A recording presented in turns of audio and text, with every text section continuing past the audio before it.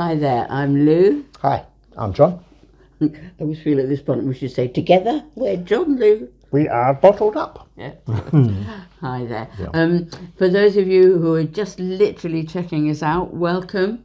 For those who just joined, we do regular videos, we call them Heart to Heart. Yeah. We, with consultation with our members, do not script them. We want kind of this to be us.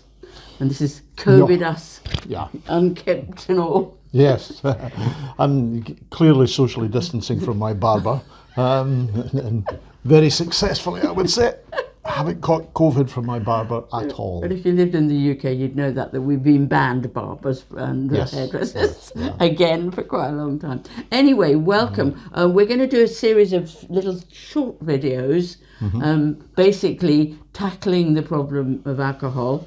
And we're going to do it in three ways. We're going to do, is there a problem? Is there a problem? Yeah, and then reacting to the problem, and then assessing problem. And if you can, try and listen to all three, because they're kind of connected with each other. Now, the big... Hopefully they will be short. Yes. Yeah. Our aim is really to keep these very short. It is our aim. So look at our heart. No, not the minute counter. Okay. Right. Okay, we've just been looking at the forum actually in the family section, and there's a lot of themes of exhaustion and helplessness, and we hope that what we're tackling will in some way kind of feed into that as well. Yes.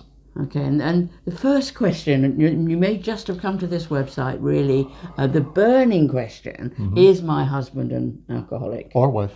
Or wife, or yes, wife. Very much so, or wife. Or partner, or child, or brother or sister. Yeah, because it's an equal opportunities problem these days, and then more and more men are talking about their wives or partners drinking these days. So it's a sign of the times.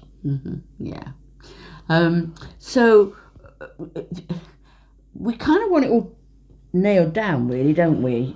Well, what happens is quite a lot of people come and say, am I just making a fuss? Yeah. Am I making a mountain out of a molehill or something along those sort of lines? Sure. And usually by the time you get here, the answer is no. That's seldom the answer that you will get. Because what tends to happen is you mull it over and sort of ruminate about it and then you go forward. It doesn't tend to be the first thing that comes in. Oh, I saw him having a half pint today. He must have a problem. It generally builds up. In fact, one of the questions, there's a very short questionnaire. There's only 4 questions, and it's sort of to diagnose alcoholism. And the 4th question, which carries the biggest weight, is have you ever sought help for your drinking, or been told to seek help for your drinking by a relative? Now that's which is, as I say, is very telling. It's very telling. Now you're talking to a drinker at this point? Yes, we are talking to a drinker. So sometimes we have both drinkers. We have 2 parts to the website. And one. No, this is a diagnostic tool that's used in clinical situations. Yeah. If you're living with a drinker, then you can be absolutely sure that your drinker will be doing his best to minimise the problem as well. He will be either comparing himself with other people, or he will maybe be hiding things. And she. From now on, he or she, and interchange them whatever is relevant for you. I lived with a male drinker, so sometimes I go into that vernacular because that's my kind of story. But yes, you put in there. I'm just saying that because quite often somebody will come on the forum or will make a comment and goes, she as well, women can be the drinkers. Yeah. So I'm just making sure that we've included a she. Sorry about that. No, it's all right. Sorry if I'm being picky. No, I think it's really, really important. Particularly nowadays, we need to kind of make sure that everybody who is going to watch this feels that they're included, or whatever, however you define yourself. So you could, because you're a professor, you could write all this stuff about alcohol, and you can actually give you a definition, and but actually, if you are living with someone who's drinking and it's causing you a problem, then they are, by definition, a problem drinker. Basically, yes. We go in too much to sort of is he or she an alcoholic? And and the answer is that most people don't actually use the word alcoholic these days. For the simple reason, the definition means something different to almost everybody. They tend to use the term dependence these days. However, problems can come in a number of different guises. Some people can be problem drinkers, but without actually being a dependent drinker. Some people can cause a lot of problems with their drinking, but not actually be dependent on alcohol. What we mean by that is your husband or wife or partner might go on a bender, which causes a lot of problem. They get into trouble. They may, get picked up by the police and whatever, and only do it once a week. But that still can be a problem if it's a pattern that they get into. Yeah.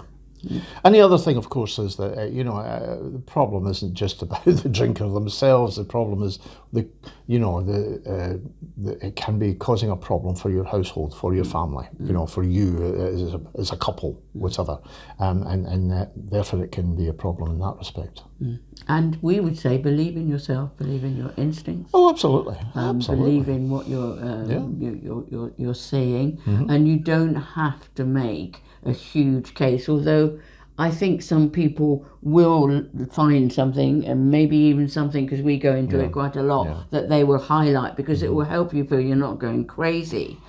So we might say, you don't have to, you just need to say if it's a problem, it's a problem. But you may have this kind of craziness which you get around someone that's trying to hide drink or hide the impact of drink, and maybe to take some paragraphs from what we actually say will help you at least affirm what's going on. So whatever scale you need, but we are here to say, if there's somebody who's using drink all the time, badly, a bit, but it's impacting you, it's impacting trust, it's impacting their ability to tell the truth, it's impacting the children, then you can safely say to yourself, they have a problem with drinking. They're a problem. I think drinker. that's fair to say, except that the one thing I would I would differ from you is when you use this term all the time.